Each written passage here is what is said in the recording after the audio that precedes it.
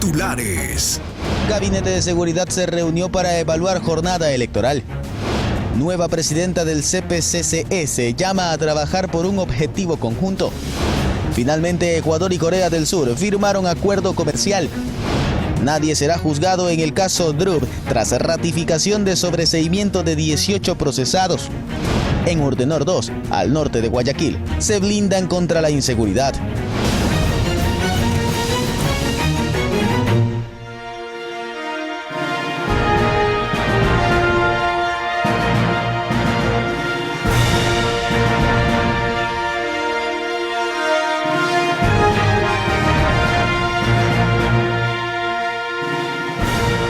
Hola, ¿qué tal? Televidentes de Ecuador y el mundo, bienvenidos a Noticias Oromar.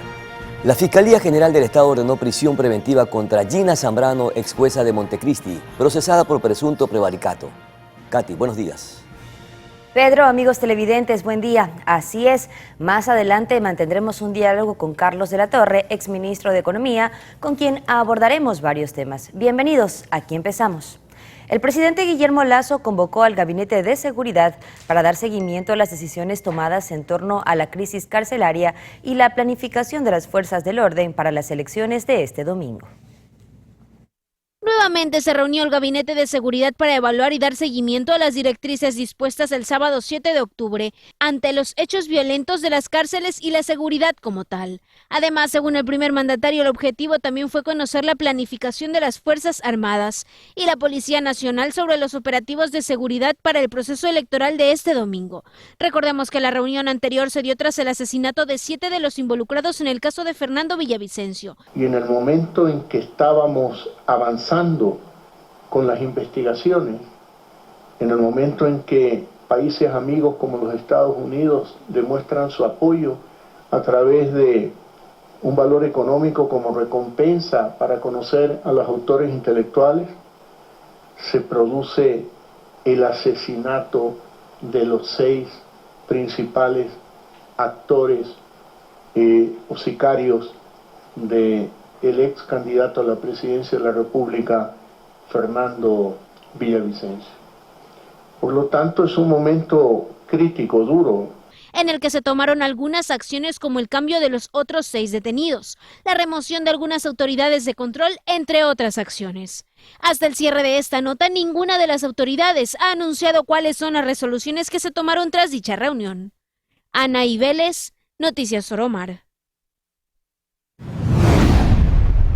Casi 4.000 planteles educativos del país tendrán clases a distancia desde la jornada nocturna de este miércoles 11 de octubre, por ser recintos electorales en las próximas elecciones.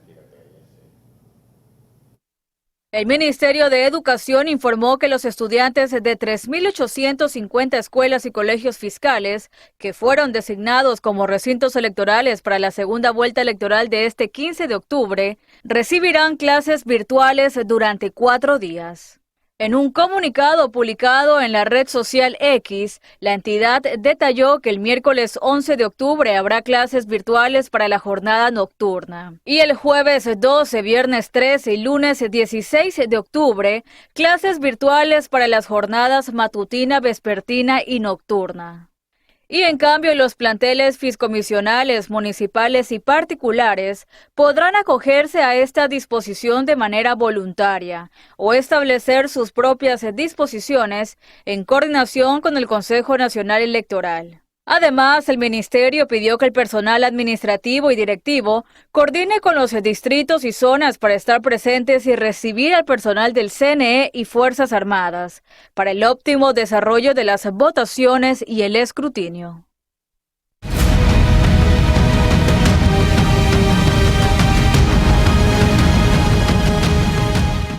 Y según el coordinador del Observatorio Ecuatoriano de Crimen Organizado, la crisis carcelaria y el incremento criminal en las calles del país sería el reflejo de guerrillas y mafias internacionales.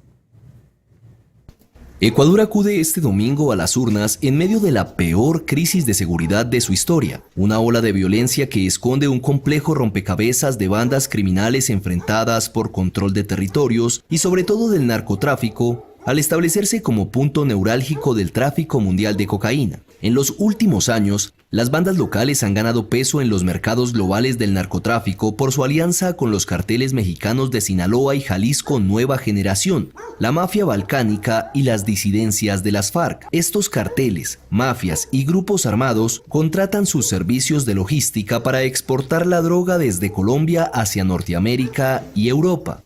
Así lo dijo Renato Rivera, coordinador del Observatorio Ecuatoriano del Crimen Organizado.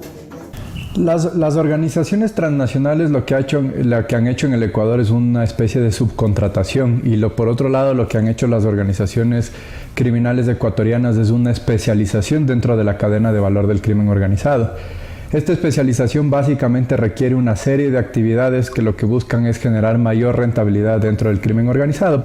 Entre estas actividades están lavado de activos, tráfico de armas, corrupción, robos, sicariato y extorsión, lo que ha hecho que Ecuador sea un país altamente violento. Pero lo que hemos visto en los últimos años es esta dinamización de nuevas actividades del crimen organizado, mayor flujo de tráfico de armas, mayores actividades vinculadas al lavado de activos, así también el crecimiento exponencial de la extorsión, conocido como vacunas, especialmente en las ciudades marítimas del Ecuador. Esto en términos generales ha hecho que el Ecuador sea un país altamente violento y muy representativo para el crimen organizado. Entre 2018 y 2022, Ecuador pasó de 5,8 a 25,62 homicidios por cada 100.000 habitantes, y según expertos en la materia, podría llegar a 40 en este 2023, lo que lo convertiría en el tercero o cuarto país más violento de América Latina.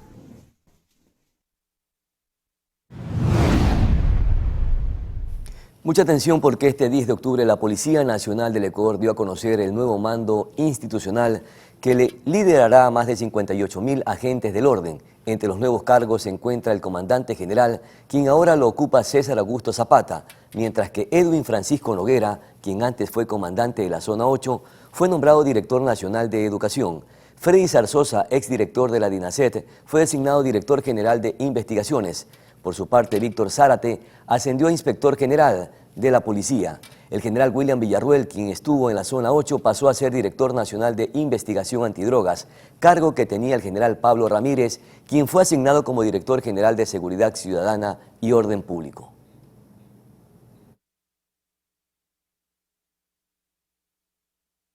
En otra información, un juez de Manabí dictó prisión preventiva para Gina Zambrano, quien ya fue destituida por el Consejo de la Judicatura. La Fiscalía informó que el magistrado acogió sus argumentos dentro del proceso que se sigue por prevaricato, luego de que la procesada dispusiera la liberación de 25 detenidos por delitos graves. Además de permanecer detenida mientras se adelanta la instrucción fiscal, Zambrano no podrá enajenar sus bienes. Según la Fiscalía, la investigación en contra de la ex jueza de Montecristi empezó en marzo de este año.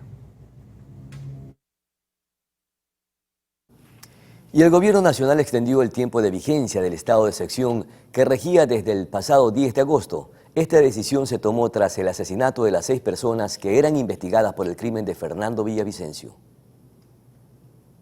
Un nuevo estado de excepción rige en el país desde el pasado 8 de octubre. La medida surgió durante el feriado por la independencia de Guayaquil, luego de que el presidente Guillermo Lasso emitiera el decreto ejecutivo 890, una vez más por 30 días y por grave conmoción interna. Pero esta no es la primera vez que se adopta esta medida. En total, durante el gobierno del presidente Guillermo Lasso se han decretado 14 estados de excepción por grave conmoción interna. En la lista figuran la declaratoria del 24 de julio, luego del asesinato del alcalde de Manta, Agustín Intriago, así como la del 10 de agosto, tras el asesinato del candidato a la presidencia Fernando Villavicencio. Sin embargo, a pesar de estas medidas, los resultados no han sido los esperados y la violencia solo se recrudeció más, al punto de que la Iniciativa Global contra el Crimen Organizado ubica a Ecuador en la lista de los 10 países más violentos del mundo, con una tasa de 26 homicidios por cada 100.000 habitantes. Solamente son palabras, no hay ejecuciones.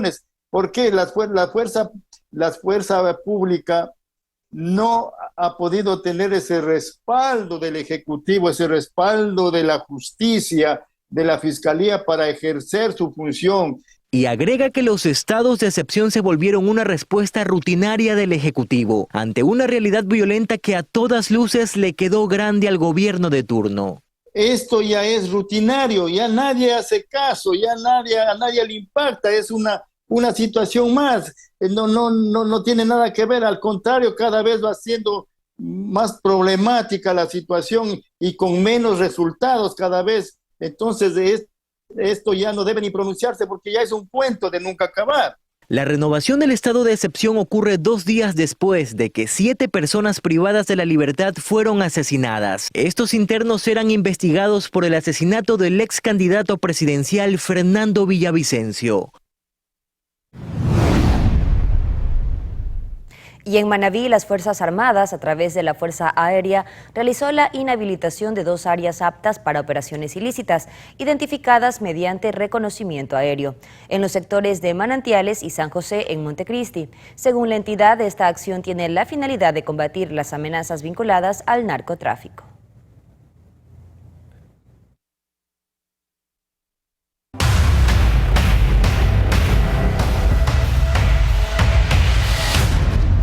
Y un tribunal de la Corte Nacional de Justicia decidió no instalar la audiencia de apelación del sobreseimiento de 18 procesados en el caso Druf.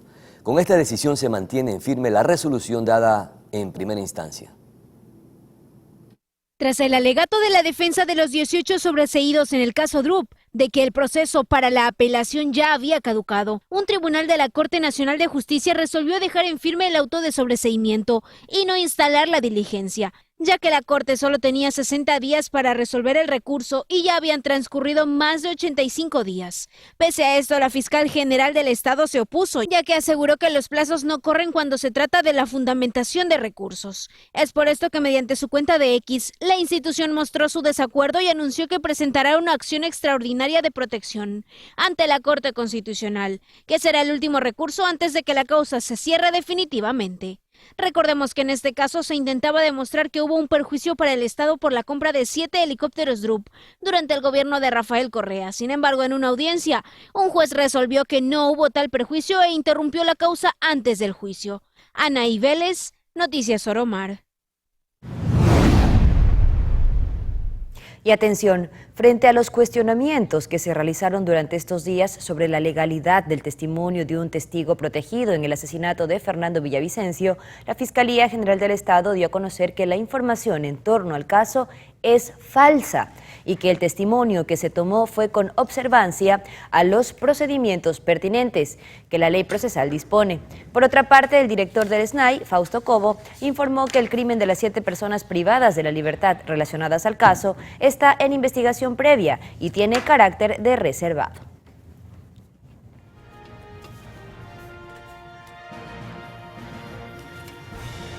Es momento, amigos, de hacer una pausa comercial. Ya regresamos con muchas más noticias. Y también con entrevistas. Ya volvemos.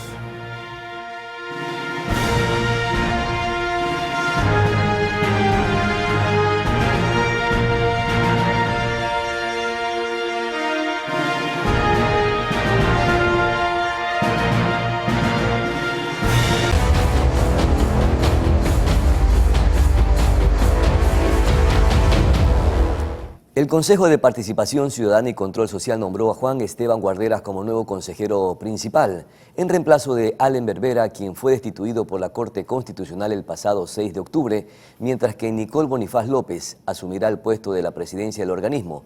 Por su parte, Andrés Fantoni fue designado vicepresidente. Todo esto a través de una sesión extraordinaria en la que, con 4 votos a favor y 3 en contra, el Pleno decidió el posesionamiento de las nuevas autoridades. Además, entre aplausos, Bonifaz tomó juramento y pidió a sus 6 compañeros dejar de lado las posiciones personales y trabajar en equipo. A Nicole Bonifaz no le dejaron expresar todo el potencial que ella tenía. Y eso hay que ser muy claro, porque institucionalmente no se le dio ni un solo espacio, ni uno. Aquí no hubo una sola gestión de una persona que fue destituida. Nadie obra mal solo, no en términos institucionales. Hubo personas que le acompañaron. Hay personas que no merecen responsabilidades. Eso hay que decirlo, hay que apuntarlo. Más información, el Servicio de Rentas Internas presentó la estimación del gasto tributario del 2022, que se ubicó en un 6,2% más que el año anterior. En 5.150 millones el SRI estimó que se ubicó el gasto tributario en 2022, es decir, 6,2% más que el año anterior. Además, el 72% del gasto tributario está concentrado en beneficios sociales para las personas, según detalló el titular del SRI. Rubros que incluyen el IVA 0% que se grava a alimentos, medicamentos, educación, salud, devoluciones a personas de la tercera edad y con discapacidad y deducciones por gastos personales de impuesto a la renta de personas naturales. El gasto tributario está conformado por los recursos que el Estado deja de percibir debido a deducciones, exenciones, beneficios e incentivos tributarios. Según la institución, el crecimiento del gasto tributario se debió principalmente al crecimiento en el consumo de los hogares. En comparación del resto de los países de América Latina, el gasto tributario como porcentaje del Producto Interno Bruto se mantiene en torno al promedio regional. Ana Vélez, Noticias Oromar. La noche de este martes, Ecuador realizó la prefirma del Acuerdo Estratégico de Cooperación Económica con Corea del Sur. Este es un paso previo a la firma final del acuerdo con la que se espera que el 98% de la oferta exportable actual, como camarón, cacao, banano, pesca y lácteos, ingresarán al país asiático con beneficios arancelarios, con lo que el gobierno ecuatoriano prevé que las exportaciones no petroleras crezcan en un 27%, según el gobierno. Este es el tratado que creará un marco jurídico estable para la creación de nuevos negocios. Y la mañana de ayer, la candidata Luisa González cumplió agenda en Cuenca, donde se reunió con las autoridades locales y mantuvo una cita con la Asamblea Ciudadana por la vialidad de la SUAY. La agenda de la candidata de la Revolución Ciudadana a la presidencia de la República se cumplió de la siguiente manera. En la mañana, una reunión a puerta cerrada con el alcalde de Cuenca y el prefecto de la SUAY, quienes aspiran a una descentralización. Quieren la competencia en la vialidad y yo ya he hecho mi compromiso con ellos de que voy a entregar esa competencia. No fue el único anuncio. Luisa González también aseguró que devolverá a la capital Azuaya la sede de la SELEC EP, Corporación Eléctrica del Ecuador, cuyas oficinas hoy en día están en Quito. SELEC va a volver a Azuay, a Cuenca, para que ustedes sean los que manejen un recurso que les pertenece y que lo generan ustedes. Aplausos de quienes se dieron cita al sindicato de choferes de la SUAY, donde se efectuó la reunión con la Asamblea Ciudadana, Gran Cruzada por la Vialidad de la SUAY. Que usted escuche de los diferentes sectores, de las diferentes representaciones que estamos aquí como Asamblea Ciudadana, cuáles son nuestros requerimientos. Empezaron con educación, resaltando el papel de las universidades públicas. Lamentablemente, te comento que en esta ocasión 15.000 estudiantes no pudieron ingresar a la Universidad de Cuenca, porque apenas tenemos 4.000 cupos. ¿Cómo vamos a fortalecer la educación pública? ¿Cómo vamos a fortalecer otro tipo de formación tecnológica también, virtual, híbrida? Luego el turno fue para el sector de la construcción, quien, según dijeron, es uno de los sectores más golpeados en los últimos años. El sector de la construcción, al cual represento, depende un 70% de la obra pública. Y realmente estos últimos años no ha habido tal inversión. El transporte también tuvo su espacio. Este se refirió a una crisis desde el año 2006. Indicarle al país que el subsidio que tendría que regresar o focalizarse no es para el transportista, sino es para el consumidor final. Inquietudes que fueron solventadas una por una, centrándose en la vialidad, un tema álgido para los asistentes. Voy a declarar la emergencia en el tema de la vialidad. El 50% de las vías estatales están deterioradas. Segundo, la contratación que me permite la ley de contratación pública, porque es lo que tengo actualmente para trabajar. Para finalmente, entre sus declaraciones, destacar actividades como esta y la que mantuvo en la alcaldía de Cuenca. Todo lo que sea desarrollo del país y de todos los sectores, de la atención a las necesidades de la población, nos vamos a unir y cuenten con Luisa González para trabajar. En tanto, este jueves 12 de octubre de 2023 se prevé la visita del aspirante Daniel Noboa a Cuenca.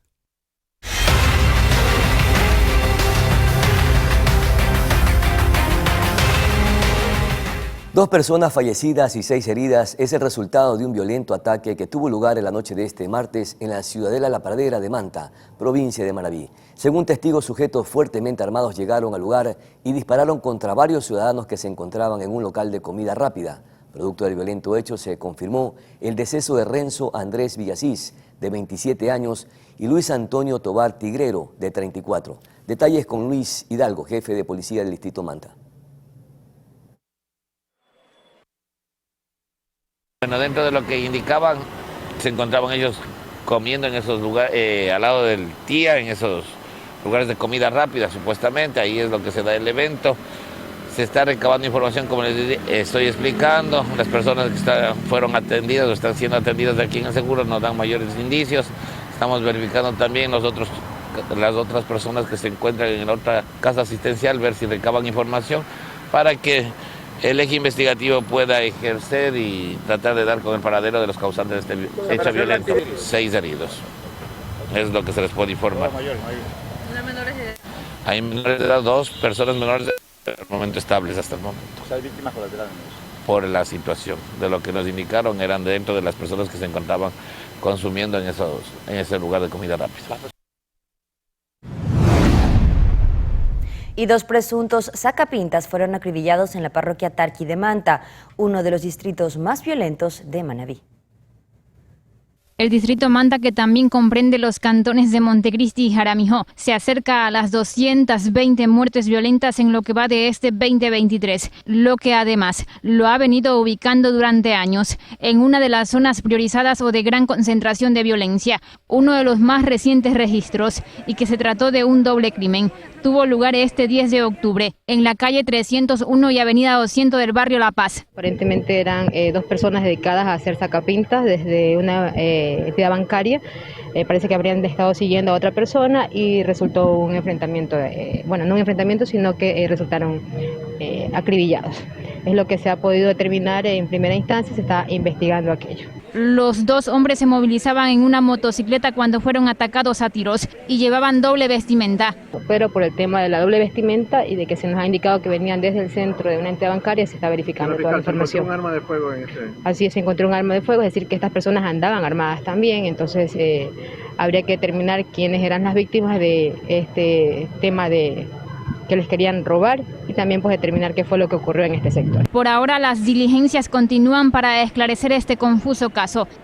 Se está trabajando en aquello, se está recogiendo todos los indicios, todos los elementos para poder determinar si las víctimas lograron, en este caso, robarle a alguna persona o qué fue lo que pasó al momento que se dieron los hechos aquí. ¿Se encontró dinero? No, se encontró solamente un arma de fuego, la motocicleta y la doble vestimenta que portaban. Y reconocemos que tienen antecedentes penales uno por tenencia de armas y también por organización delictiva. Además, presuntamente, los disparos fueron originados desde otro vehículo. De su lado, los cuerpos fueron llevados hasta el Centro Forense de Manta. Belén Mendoza, Noticias Oromar. Y en Chimborazo, unidades especiales o policiales detuvieron tras el allanamiento a una vivienda en el sector a Camilo Ponce Alex, de 32 años, presunto implicado en el delito de secuestro y violación a una funcionaria del municipio de Riobamba. Entre los indicios vinculantes se encontraron varias prendas de vestir y un vehículo que habría sido utilizado en el hecho, que fue viralizado en redes sociales. El detenido tenía 22 procesos en la Fiscalía. Los niveles de inseguridad en el sector de Urdenor 2, al norte de Guayaquil, son alarmantes. Los moradores colocaron sistemas de seguridad con sus propios recursos para enfrentar a la delincuencia. Fueron muchos robos, asaltos a mano armada e incluso secuestros los que tuvieron que enfrentar los moradores de Urdenor 2 hasta que decidieron unirse, organizarse y enfrentar a la delincuencia. Con mucho esfuerzo han financiado sistemas de seguridad, cámaras y alarmas. Vecinos llegando, parquean carros que están dando la vuelta con películas, que no son, es difícil reconocer si no tenemos una seguridad, una puerta para decirle a qué viene a hacer acá o a quién visita. A otro vecino a una cuadra lo secuestraron y después ya lo encontramos, entonces seguramente pagó.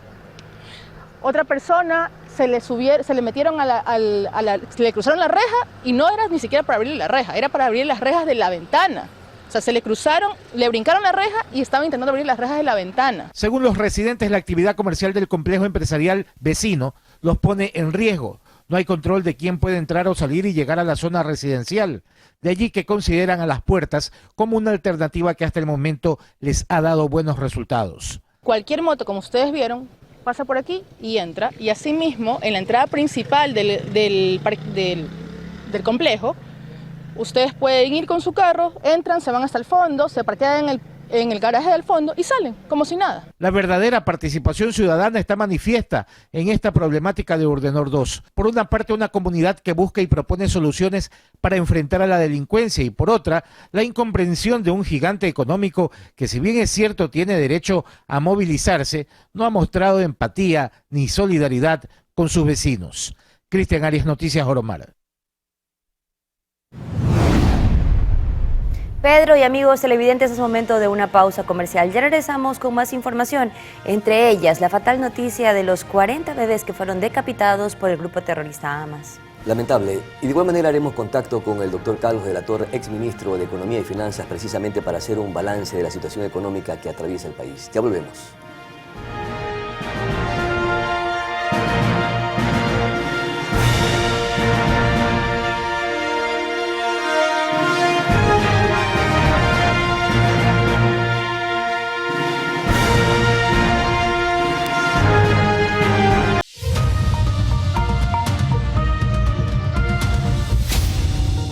Y para hacer un balance económico vamos a conversar con el doctor Carlos de la Torre, exministro de Economías y Finanzas, y precisamente un gobierno que ya está a puertas de terminar su mandato forzado por la muerte cruzada. Haremos una revisión importante alrededor de los números que son fundamentales para mirar el crecimiento económico de nuestra nación. Economista, muchísimas gracias por atender esta conversación con Noticias Oromar. Entre la inseguridad, una deuda pública elevada, y también las carencias que han tenido lamentablemente nuestras instituciones de servicio público, este es más o menos el desarrollo de la situación económica de nuestro país. ¿Cuál es su lectura y cuál es el balance que nos puede decir de manera inicial? Bienvenido. Bueno, muchísimas gracias por esta entrevista. Un saludo a todos quienes nos acompañan esta mañana. Bueno, evidentemente, para el nuevo gobierno, sea cual fuere el desafío es enorme frente a la realidad social y económica del país. Este mismo momento la caja fiscal está prácticamente agotada, que son los recursos del gobierno con los cuales desarrolla su gestión en materia económica. Eso implica que la situación y las posibilidades, si es que esto no se resuelve de una forma adecuada, las posibilidades de que se pueda actuar en la economía son bastante limitadas. Tenemos una situación complejísima en términos de indicadores sociales. La pobreza, por ejemplo, para poner un poco de cifras, se ha incrementado desde el 2018 a la fecha prácticamente en 1 millón de personas que entran ahora a la pobreza. El crecimiento de la economía, miren, en el año 2022, a fines de ese año, la proyección que tenía el Banco Central de cómo iba a crecer la economía ecuatoriana en 2023, y dato con el que se regodeó Guillermo Lasso diciendo que había puesto la casa en orden, que su manejo económico era buenísimo. El Banco Central le había puesto un 3.1% al crecimiento del Producto Interno Bruto, pero semanas atrás el mismo Banco Central tuvo que corregir y ya publicó una cifra, ya no es del 3.1, es un poco menos de la mitad, es del 1.5%.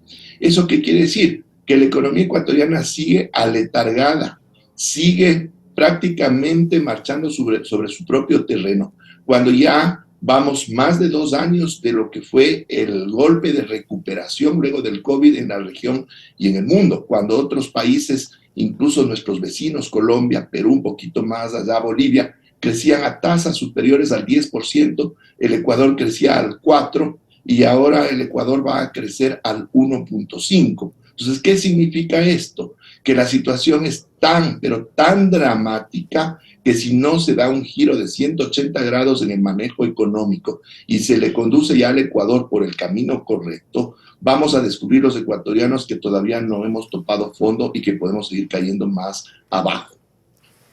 En todo caso, las cifras macro y microeconómicas no son tan halagadoras para nuestro país. Tenemos una deuda pública que rebasa los 80.000 millones de dólares. Todo este escenario económico, doctor, ¿cuán negativo o aletargado será precisamente para formar un crecimiento económico, o por qué se provoca esta desaceleración que estamos viviendo hoy los ecuatorianos y que no vemos la reactivación económica como nosotros pensábamos en primera instancia? Porque ha habido un incentivo tributario que ha permitido recuperar una buena recuperación, recuperar la cartera tributaria en el país. Bueno, es clarísimo que es un modelo económico que nos ha conducido por esta senda al despeñadero. Y desgraciadamente, frente a las elecciones del día domingo, está una opción que es la continuidad de este modelo económico, frente a otra opción que apunta precisamente a dar ese giro de 180 grados que indicaba. Y vamos a hablar un poco... ¿Por qué le hace matiz político, doctor, a un tema económico que debe ser eminentemente económico? El tema es ese. Quien conduce el país desde lo político es quien plantea justamente esos espacios para que desde la técnica económica se pueda implementar las soluciones o utilizar la economía para continuar en el esquema en el que se pretende privilegiar a ciertos grupos particulares. Y ahí voy al tema tributario. ¿Por qué en la caja fiscal no hay recursos en este momento, cuando prácticamente se ha duplicado el endeudamiento del país desde el año 2018? El día que yo dejé el Ministerio de Economía y Finanzas, el endeudamiento era aproximadamente el 44% del Producto Interno Bruto. Este momento estamos hablando de más del 70%, 80.000 millones de dólares de deuda son más del 70% del Producto Interno Bruto. ¿Pero por qué se ha endeudado tanto? Justamente porque desde agosto del 2018 se ha manejado una política para favorecer a grandes capitalistas rentistas. Recordemos la ley esta del famoso fomento productivo, con la cual se aplicó la remisión tributaria. Se les perdonó deudas tributarias a grandes contribuyentes y de cerca de 6.000 millones de dólares que podrían haber entrado a la caja fiscal, no terminaron entrando ni 1.000. ¿Qué pasa más adelante? Al Banco Central se le corta su capacidad de entidad financiera para volverse una alcancía para acumular reservas internacionales, que son el mecanismo para poder sacar dólares de la economía nacional. Y a eso Lasso le ha sumado el desmantelamiento del impuesto a la salida de divisas, la tercera fuente más importante de ingreso de recursos al país, para favorecer al sector importador. Entonces, desde esa lógica y sumando también la mora tributaria de grandes contribuyentes que este mismo momento le están debiendo al SRI 2.000 millones de dólares, y el SRI por una cuestión política no mueve un dedo para cobrarles, incluyendo al grupo Novoa. Imagínense, uno de los candidatos. Esta es una confrontación. Es que hay que decirlo. Esta es una confrontación de ideas con respecto a lo que usted acaba de mencionar. Es moroso en términos impositivos. En cuanto a la reducción del impuesto de salida de capitales, porque algunos consideran que esos incentivos permiten también dinamizar la economía. Y mire usted, entonces, ¿de dónde salen estos indicadores? Porque el gobierno de Guillermo Lasso ha dicho que ha aumentado la recaudación en 10.890 millones. Esto es producto de lo que acabo de mencionar usted, de los incentivos tributarios. No es ningún incentivo, porque le comento, en el caso del impuesto a la salida de divisas, ya se está calculando que el Ecuador a fin de este año va a dejar de recibir 600 millones de dólares de lo que recibía anteriormente. Y nos crean un relato totalmente mentiroso, y eso le digo hasta con indignación, porque esta gente lo que quiere es seguir favoreciéndose ellos mismos a costa de los ecuatorianos. Que este impuesto a la salida de divisas es una traba para la inversión extranjera, cuando desde el día 1 los inversionistas extranjeros o cualquier capital que entre al Ecuador, el retorno de ese capital no paga impuesto a la salida de divisas. Lo mismo, si una empresa nacional o una entidad financiera se endeuda en el exterior para traer ese dinero al Ecuador, el repago de esa deuda no paga impuesto a la salida de divisas. Lo que sí paga impuesto a la salida de divisas es la fuga de capitales. ¿Y por qué se fugan los capitales? Es más, en los años 2022 y 2023, lo que va a la fecha, esa salida de capitales se ha visto incrementada todavía más por la reducción del impuesto a la salida de divisas. ¿Pero por qué los grandes empresarios sacan esos recursos? Porque al llevarlos a las guaridas fiscales, las rentas que generan con ese dinero ya están fuera de la vista del SRI y ya no pagan el impuesto a la renta. Entonces es otra forma para evadir el pago del impuesto a la renta de una actividad que ya no está en el Ecuador, sino en el exterior. Pero también, Esa es la realidad. también tiene cosas positivas este gobierno de todo lo que usted ha mencionado, como por ejemplo, cancelaron deudas pendientes con el IES en 4.230 millones de dólares y son deudas pendientes heredadas. Por otro lado, también redujo el déficit fiscal en menos 2%. Son insumos o indicadores también favorables para lo saludable que debe estar la economía. Bueno, penosamente le tengo que decir que es un engaño. Y le voy a dar cifras exactas, ¿ya? Los 4.200 millones que dice este gobierno que le ha pagado al IES es lo que ha venido cancelando en 2021 y en 2022. ¿Qué es lo que le ha pagado al IES? El IES normalmente, dentro de su operación, porque tiene muchos recursos que tiene que invertir en largo plazo, invierte en bonos del Estado ecuatoriano. Y esos bonos llegan a un vencimiento y tienen que ser pagados. Entonces, claro, los vencimientos de los bonos que el IES adquirió en años anteriores, que se cumplieron ya en este gobierno, que se tenían que cumplir, siempre se están venciendo bonos del IES. El gobierno tiene la obligación de pagarles, no es ninguna gracia especial que ha hecho este gobierno. Asimismo, la ley le obliga a que el IES a que el gobierno le entregue al IES el 40% del fondo de pensiones, que es obligatorio. Pero eso es lo que ha sucedido hasta el año 2022. En el caso del 2023 le voy a dar cifras, ¿ya? Resulta que en el presupuesto general del Estado, el gobierno le tendría que transferir como 2.100 millones de dólares al IES en lo que va de este año. A la fecha le ha transferido un poco más de 300 millones, es decir, el 16.5%. Bueno, cuando este momento en ese caso, los tres últimos gobiernos le han quedado debiendo al Seguro Social. Doctor, ahora tenemos dos indicadores aquí que se contraponen o se contradicen en torno a una realidad económica o social. El crecimiento económico, según el gobierno nacional, dice que ha sido de un 2.6%, mientras que algunos expertos sostienen que es un 0.5%. Dos cifras que se contraponen, pero ¿cuál es la realidad? Verá, es que también es como le miden, por eso es la trampa. Ya le voy a contar del famoso déficit fiscal, que también es tramposo, porque el déficit fiscal en la realidad está en este momento en más de 5.000 millones, pero en el papel es de un poco más de 2.600 millones. En el caso del crecimiento del Producto Interno Bruto, el crecimiento usted lo puede calcular respecto del mismo mes del año anterior, y usted le puede calcular el crecimiento del PIB para el año completo hasta diciembre, en ese caso diciembre del 2023 respecto a diciembre del 2022. Y esta última cifra, la que se calcula a diciembre, es la que cuenta para todos los análisis y para la comparabilidad internacional. Entonces, ¿qué es lo que sucede? Si usted hace comparaciones intraanuales, que se llama, o sea, dentro del año, de mi de agosto, mi de septiembre, usted tiene adentro lo que se llama un fenómeno estacional, porque hay meses en que la economía se mueve un poco más, meses en que se mueve un poco menos. Entonces, cuando usted toma un mes en que la economía se mueve un poco más, le va a salir un dato un poco más alto que en los meses en que se mueve menos. Pero cuando se hace la estimación a diciembre, usted tiene ya el panorama del año completo. Entonces, son manipulaciones para construir un relato de un supuesto manejo económico adecuado. Solo le voy a dar un dato más. A nivel internacional, ¿cómo nos están viendo? Un indicador importante, claro que es para efectos del costo de nuestra deuda externa, es el famoso riesgo país. Este momento tenemos niveles de riesgo país oscilantes alrededor de los 2.000 puntos. Mientras más alto, nos ven peor. Cuando en el año 2017, en el año 2018, teníamos niveles de 500, es decir, 5 veces más abajo de lo que se tiene en este mismo momento, ya desde una percepción internacional, no lo que diga el gobierno. Perfecto. Muchísimas gracias, mi querido doctor. Lamentablemente, los ecuatorianos, o más bien quienes nos gobiernan, ven la política económica desde dos aristas radicales, la una desde el neoliberalismo y la otra desde el populismo.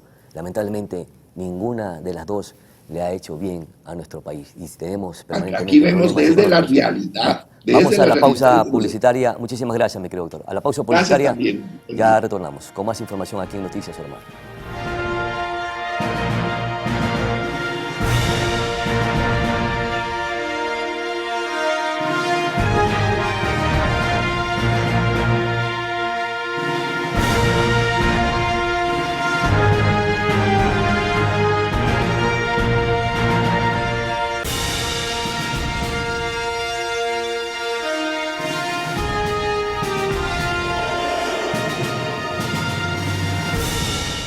Amigos, gracias por continuar en sintonía. Es momento de hacer contacto directo ahora con nuestro compañero Cristian Arias, quien se encuentra en la ciudad de Guayaquil con información de última hora. Bienvenido, Cristian, buenos días. Muchas gracias, buenos días compañeros. Estamos en vivo efectivamente desde los exteriores de la Universidad de Guayaquil. El ingreso a la ciudad de Salvador Allende está aquí atrás mío, justamente donde los estudiantes hacen su cruce peatonal a esta hora, cuando en esta parte es donde la reja permite cruzar caminando, cuando la luz roja cambia y los vehículos se detienen y pueden hacer su ingreso. Quienes llegan a pie. Quienes llegan en vehículo tienen una queja porque en el interior de la universidad no existe la suficiente cantidad de espacios de estacionamiento y ahí eso obliga a que ellos dejen los vehículos en las calles aledañas, que es la ciudad de la Bolivariana.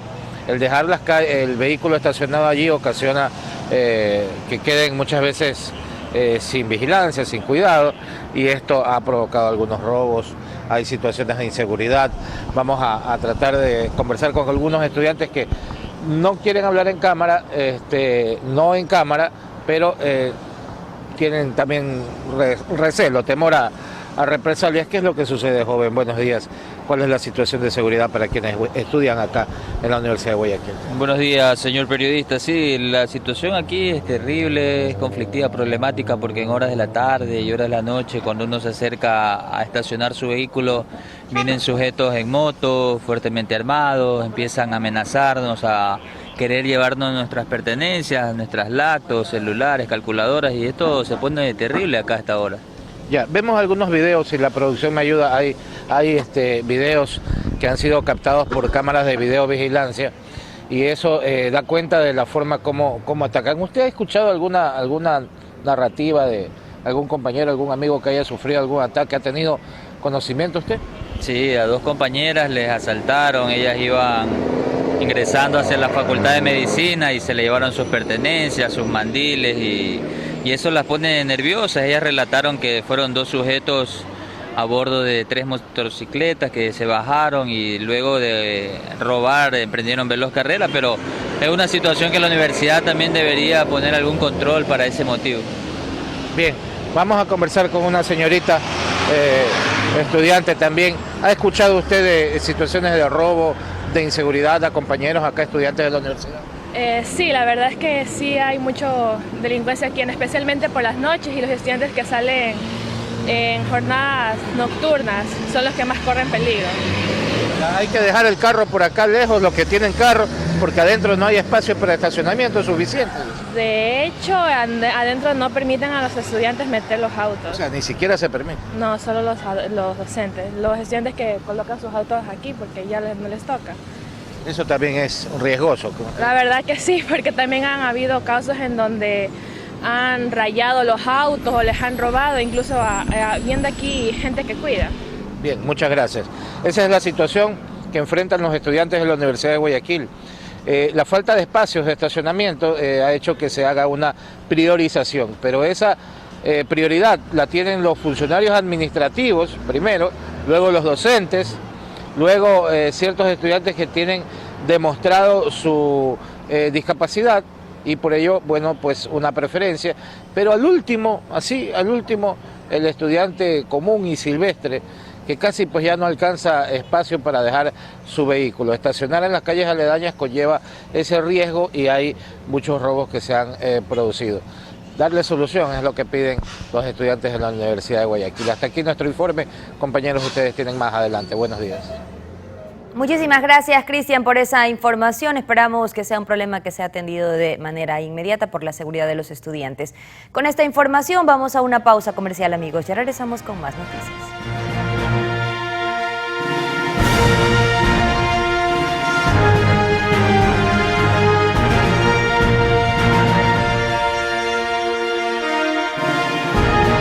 Con esta noticia llegamos a la parte final de nuestro noticiero. Amigos televidentes, gracias por su fiel sintonía.